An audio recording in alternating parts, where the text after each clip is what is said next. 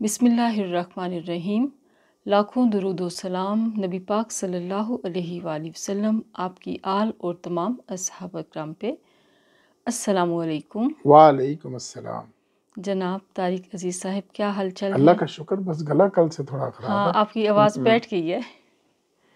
एक पोलन, फिर पोलन। गर्मी सर्दी। आज तो मौसम बहुत ठंडा हुआ। सुबह भी इतनी सर्दी थी। ये मार्च में मुसलसल इतना ठंडा मौसम मैंने नहीं देखा। शुरू के एक आध दिन ऐसे हो सकता है कि हीटिंग ऑन करनी पड़े उस पे। चलनी चाहिए। दरमियान में इस्लामाबाद में तो गर्मी हो गई थी, धूप तेज थी। लेकिन यहाँ पे अभी बाहर भी बहुत ठंड है। चलिए, अल्लाह ताला ने रोज़े अच्छे गुजार दिए हैं। अल्लाह खैर रखे। ठीक है, हमने कल किया था बुनियादी हकूक़ पे हमने बात की थी। तो क्वेश्चन माशाल्लाह आ जाते हैं।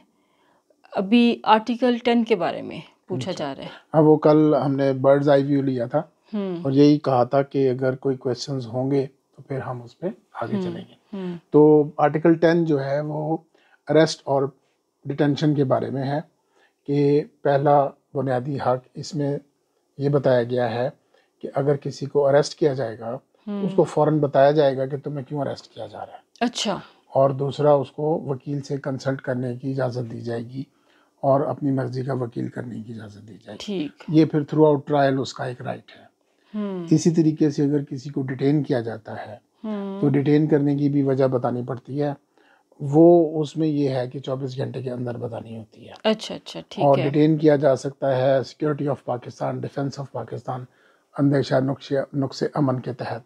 अच्छा। तो उसमें फिर ये है कि अगर ज़्यादा देर के लिए उसको डिटेन करना है तो फिर अगर फेडरल लॉ के तहत उसको गिरफ्तार किया गया है तो सुप्रीम कोर्ट के जजेस पे मुश्तमिल चीफ जस्टिस ऑफ पाकिस्तान बनाते हैं रिव्यू बोर्ड।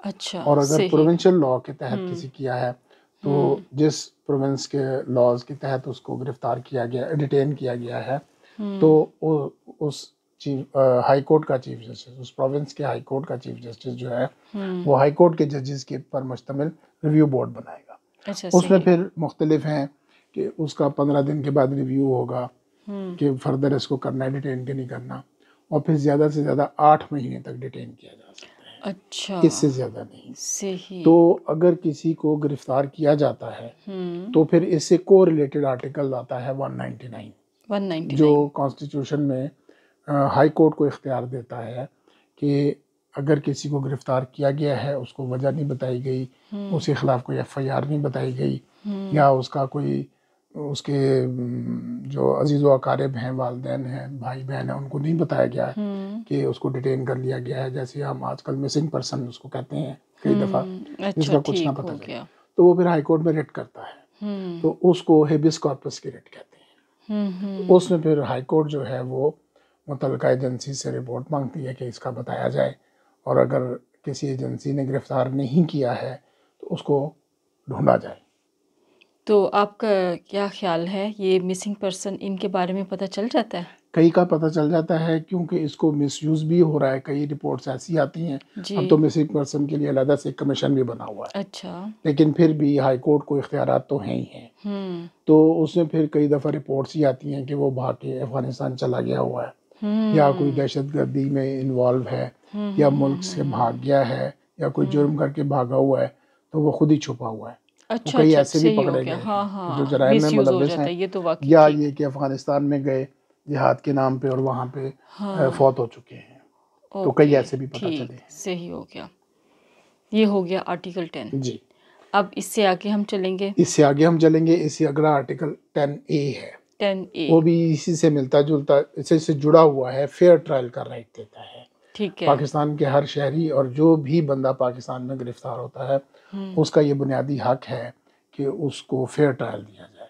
ठीक हो गया। चाहे वो सिविल ट्रायल हो, चाहे वो क्रिमिनल ट्रायल हो। और वैसे सॉरी, मैं आपकी बात हमेशा काट देती हूँ। बात काटने का भी एक अपनी मज़ा है, मजाक से कह रही हूँ। हक है वो अलग बात है, मिले या ना मिले। नहीं, मिलता है। आम आदमी को मिलता है। आम आदमी को मिलता है, गरीब आदमी को मिलता है। जैसे मैंने कल भी बताया था कि अगर कोई ऐसा है मुल्जिम जो गिरफ्तार हो गया है, उसके खिलाफ कोई इल्ज़ाम है तो वो वकील नहीं कर सकता, तो उसको स्टेट प्रोवाइड करती है। गरीब आदमी को करती है हर अदालत में। अच्छा। सिविल कोर्ट मतलब सिविल कोर्ट मैजिस्ट्रेट की अदालत से लेके ये क्रिमिनल केसेस में, सिविल में ऐसा नहीं होता। हाँ, यही पूछना चाहिए, क्रिमिनल केसेस में होता है। सिविल का फिर अलग से प्रोसीजर है, ठीक है, उसको हम प्रॉपर लॉ कहते हैं कि जो गरीब है वो कैसे केस करे, लेकिन वो लिमिटेड है फिर भी। ठीक। तो क्रिमिनल ट्रायल में हर मुल्जिम को ये हक हासिल है कि वो अपनी मर्जी का वकील करे, और अगर वकील नहीं कर सकता तो फिर अदालत या अदालत स्टेट के जरिए उसको मुहैया करती है। सही हो तो गया। 10A फेयर ट्रायल है कि जितना उसको मौका आज़ादाना ट्रायल का दिया जा सकता है वो दिया जाए। इसी में फिर शामिल हो जाती है कि अदालत भी जो है वो आज़ाद हो, जिसको हम आज़ाद अदलिया कहते हैं। तो वो इसी से है कि फेयर ट्रायल का हक हर शहरी का बुनियादी हक है। उसमें ये शामिल है कि अदालत भी किसी दबाव के बगैर काम कर रही हो। फिर इस आर्टिकल से पहले, ये 18वीं तरमीम में आया था, तो इससे पहले आर्टिकल 4 था, वो अभी भी है। उसमें ये था कि हर एक आदमी का हक है। अब वो बुनियादी हुकूक में शामिल नहीं है, लेकिन उसको समझा यही जाता था कि ये बुनियादी हक ही है कि हर आदमी, हर शहरी का, पाकिस्तानी का ये हक है कि उसको कानून के मुताबिक डील किया जाए। ठीक हो गया, बगैर किसी कानून के उसके साथ डील ना किया जाए। ठीक हो गया, ये हो गया 10A। और इसके साथ फिर जुड़ा हुआ आर्टिकल 199 और सॉरी वो तो 10 के साथ था, आर्टिकल 4 10A के साथ जुड़ा हुआ है। ठीक, सही है। अब इससे अगला जो है वो फिर आ जाता है आर्टिकल 11। तो आर्टिकल 11 जो है जी, क्योंकि अब 10 जो है ना वो काफ़ी डिटेल्ड है, वो मैंने वो इसको तो फिर बहुत कर दिया हो जाता है, हम शॉर्ट वर्ड्स तो में। 10 ये है कि ये स्लेवरी और फोर्स्ड लेबर को बुनियादी हक बनाता है कि किसी से ना तो जबरी मुशक्कत ली जाएगी, फोर्स्ड लेबर नहीं होगी, और किसी को गुलाम नहीं बनाया जाएगा। अच्छा।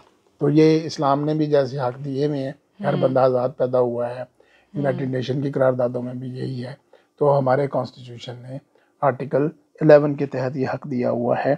और हर किस्म की जो है ह्यूमन बीइंग्स की जो ट्रैफिकिंग है, ये जैसे आजकल हम सुन रहे हैं लीबिया में जाते हुए, लीबिया से इटली जाते हुए और मुख्तलिफ जगहों पे जाते हुए कश्तियों में, हाँ जी, वो गैर कानूनी तौर पे जो, अच्छा, ये ह्यूमन ट्रैफिकिंग भी बैन है। बुनियादी हक है किसी का कि उसको उसकी मर्जी के खिलाफ या उसको पिछले दिनों इतने वाक़यात हुए, छोटे-छोटे बच्चे जो हालात में बाहर ना भेजा जाए, ट्रैफिक ना किया जाए, और फोर्स लेबर ना ली जाए और स्लेव ना किया जाए। अच्छा, मेरी बात सुनो, ये फोर्स लेबर तो अलग बात आ जाती है, तो घर वाले भी ज़बरदस्ती भेजते हैं ना, 14 साल के बच्चे। बिल्कुल, आपने देखा ना, 14 साल का बच्चा क्या होता है। और मैं इसका अगला पोर्शन यही है 11 आर्टिकल 11 का कि 14 साल या उससे कम बच्चे से भी काम नहीं करवाना। 14 साल से कम उम्र बच्चे से काम नहीं कराना, ये भी बुनियादी तो फिर ये घर वालों ने भेजा है ना, घर वालों जो भेजते हैं वो भी ये तो घर वालों ने भेजा। 14 साल के बच्चे को आपने, बड़ा दिल दुख है। अभी जो रिसर्च आई है इन चीज़ों पे वो यही आई है कि कई केसेस में तो वालिदैन लालच में आके और हसद में यदि फलां का बच्चा चला गया, इतने साल पहले चला गया, तो उसने वो इतना बड़ा घर बना लिया, ऐसा कर लिया, वैसा कर लिया, तो आप भी जाओ। और ख़वातीन अपने जेवर बेच के, वालिदैन अपने वालिद जो है वो अपनी पेंशन्स के पैसे जो है वो दे के बच्चों को इतने ज़्यादा पैसे दे के बाहर भेजते हैं। इस तरह का मुकाबला नहीं करना चाहिए, वालिदैन को भी ख्याल रखना चाहिए। आप किसी के क्या हालात हैं, क्या सिचुएशन है, अपने घर के हिसाब से चले। बच्चे की ज़िंदगी जोन सी है उससे भी आपने हाथ धोए, क्या आखिरी वक्त पे उनकी गुजरती होगी। बिल्कुल, ये हमारा हो गया। इसके बाद अब हम अगला आज क्या करेंगे। अब इसी में एक और फिर ये है, एक्सेप्शन आ गई है कि अगर कोई प्रिजन में है जी, तो प्रिजन में बामुशक्कत, जैसे कैद बामुशक्कत जिसे हम कहते हैं, रिग्रेस इम्प्रिजनमेंट है, उसमें वहाँ उससे काम लिया जा सकता है, फोर्स्ड लेबर की जा सकती है, क्योंकि उसकी सज़ा है ये।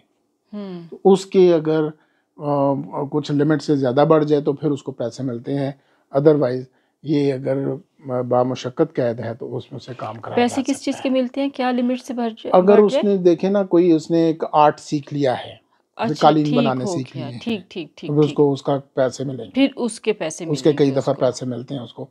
आप इसको ये कह लें स्टाइपेंड्स मिल जाते हैं या उनको बोनसेस मिल जाते हैं। फिर कहीं ऐसा होता है कि पढ़ा लिखा होता है वो वहाँ पे पढ़ाना शुरू कर देता है, पढ़ाना शुरू कर देता है, कुरान पाक हिफ्ज़ कर लेता है, वो फिर इनको बोनसेस उस तरीके से मिलते हैं। अच्छा, ठीक हो गया, सही हो गया।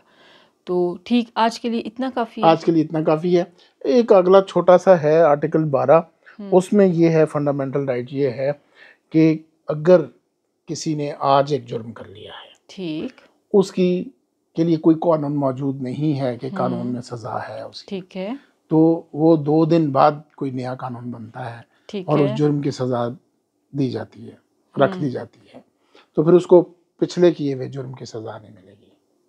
इसको हम रिट्रोस्पेक्टिव पनिशमेंट कहते हैं। अच्छा, और अगर आज एक जुर्म किया है, उसकी सज़ा फ़र्ज़ करें 2 साल है, तो कुछ अरसे के बाद उसका भी ट्रायल चल रहा है तो सज़ा बढ़ जाती है, तो उसको नहीं मिलेगी वो सज़ा, बढ़ी हुई सज़ा नहीं मिलेगी।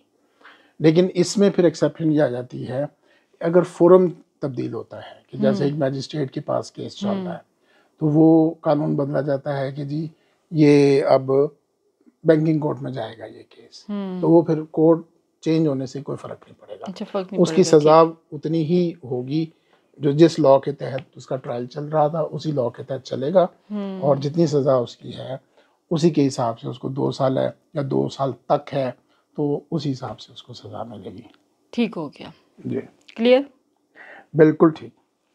ठीक है, चलें आज तक के लिए इतना काफ़ी है और उम्मीद है कुछ समझ आ गई होगी, कुछ को हो सकता है ये बोरिंग लगा हो। लेकिन हम एक्चुअली तो ये है ना कि लोगों को इन्फॉर्म कर रहे हैं, हाँ, उनको अपने अवेयरनेस, राइट्स के बारे में हाँ, पता चले, राइट्स के बारे में पता चले, इतनी अवेयरनेस होनी चाहिए। शुगर मेले के भी व्लॉग्स चलेंगे, लेकिन अभी थोड़ा सा ये टॉपिक लेके और चल रहे अदालतों हैं। में ये केसेस आते हैं, पेंडिंग है अभी भी, जैसे नैब लॉ के तहत केसेस चल रहे होते हैं। अब जैसे इन्होंने 2021, 22, 23 में अमेंडमेंट्स की, सुप्रीम कोर्ट ने अब होल्ड की हैं, तो उसमें अब यही हुआ ना कि ये ट्रायल अब नैब में नहीं चलेगा, ये FIA में चलेगा, वो FIA में चलेंगे केसेस। फिर कुछ लॉज जो बैंकिंग के थे उनमें उन्होंने अमेंडमेंट्स की थी 2020 में, तो वो जो नैब के केसेस चल रहे थे वो चले गए बैंकिंग कोर्ट्स में। तो ये फोरम चेंज होने से फ़र्क नहीं पड़ता। बिल्कुल।